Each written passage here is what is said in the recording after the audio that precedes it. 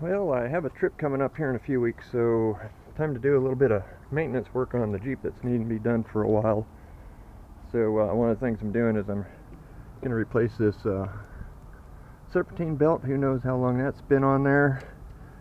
But the main reason why I'm replacing that is because I got a bigger project down below. The Harmonic Balancer needs to be replaced. And you can see here at the top, you can see where actually some of the rubber has been coming out around this edge here, and it's been coming out and actually hitting the fan. I've had to cut it back a couple times to keep it from making noises, but before this becomes a bigger problem, it's time to replace it. Now, this is a 91 Jeep Cherokee. Some other Cherokees may be different, but on this one I got a couple of bolts to loosen on the back of the power steering pump. There's one there, and then there's one down below there. It's kind of hard to see. There's one here by the belt. Those loosen up, and then there's a bolt down there. Again, that one's hard to see as well. And that basically acts as a worm drive to push the power steering pump closer to the motor or away from the motor to tighten the belt. As you can see, I got all my tools laid out here. I got a torque wrench, just a standard socket set, and some other miscellaneous tools in this toolbox. These tools are usually traveling with me at all times, but in this case I do have the steering wheel puller set, or they call it a bolt puller set. Don't know why, but usually it's for steering wheels, but you can pull harmonic balancers and other pulleys with it if it'll work. New harmonic balancer, and a new seal, and of course a new belt, and gloves, and some towels, some coffee. Okay, we just need to loosen that bolt because it just slides in that open slot there. Probably a good idea to loosen this pivot bolt as well. One of the bolts on the back. And all these bolts just need to be loosened. They don't need to be removed. They're designed to slide and then lock the pump into place once you get it, the belt tightened to where you want it. And one more on the bottom.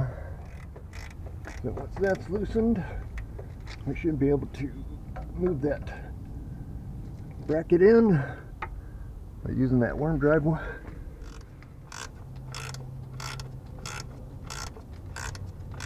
Alright, once that, you should get this loosened up a bit, and you should be able to just, I usually just go down here to the idle pulley and just kind of slide the belt off. And you just got to work it off the pulleys. Now, if they were just replacing the harmonic balancer, you wouldn't need to do that, but I'm replacing the belt too, so I just, there it goes.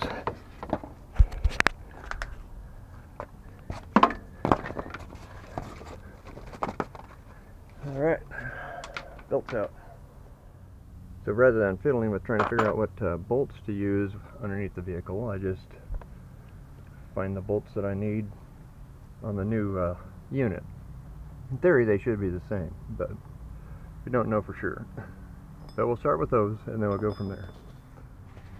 But first I have to remove that center bolt.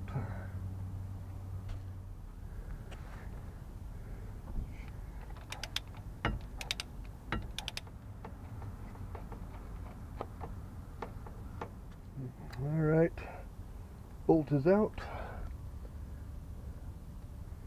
Now we gotta try and get that puller up in there.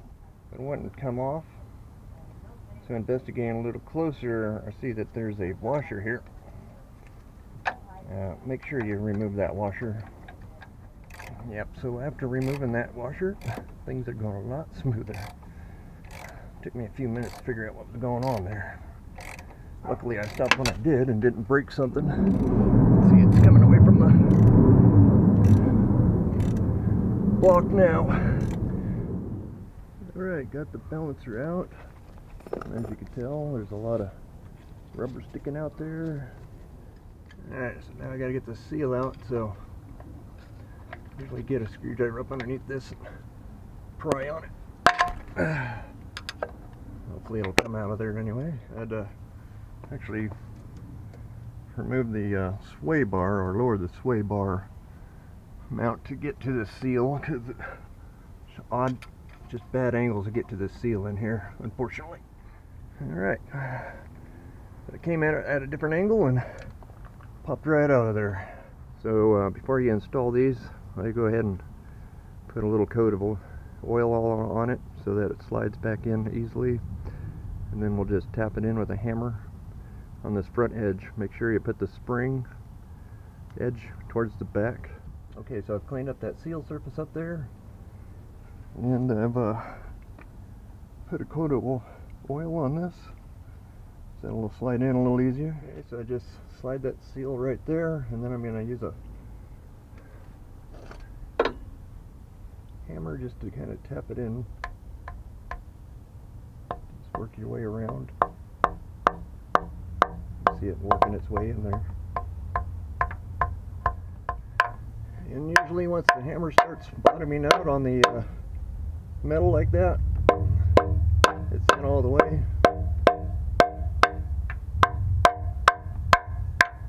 So next thing, I'm going to apply oil to the inside and outside of this, and that'll allow it to slide on easier, and it'll hopefully not damage the seal as you install it, because it'll allow it to slide up and onto the seal much easier than just being dry like that. Even though there's oil on the seal, it'll help you by putting oil on that as well. Alright, got the key lined up, and I pushed it in as far as I can. I always like to try and push the harmonic balancer on as far as I can by hand. Sometimes it takes some wiggling. Farther back you get that in there, less chance you'll have of it going a little sideways and causing you some grief.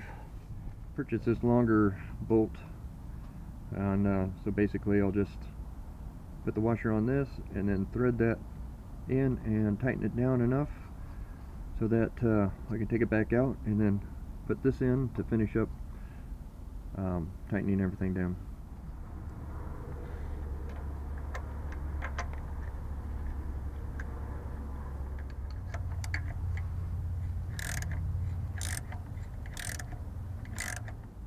Alright, so now that I got that sucked in a ways, go ahead and put the original bolt in. Now we're just finishing up the tightening. Alright, torque to 80 foot-pounds and ready to go. Alright, now I just need to fish the belt through and get it all ready.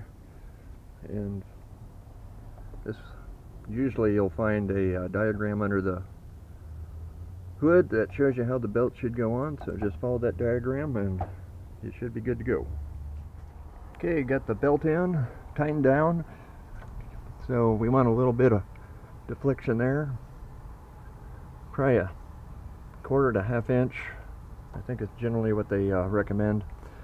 Rather have it too loose than too tight, because if you get it too tight, you put excess loads on the bearings and will cause premature failure of one of the bearings. So this seems to always work for me when I've had to do this before. Now I haven't started it yet, so when it starts it'll probably slacken up a hair, and I'll run it like that, and if it squeals I'll go ahead and give it a little bit more tightening, and if it doesn't squeal we'll just leave it the way it is. Just make sure that you tighten all of the bolts. You got the pivot bolt, the bolt down below, and the 2 bolts on the back on this particular motor. So I'm going to give it a start, make sure everything looks good, and then after that I'll put the sway bar back up, and then it should be good to go.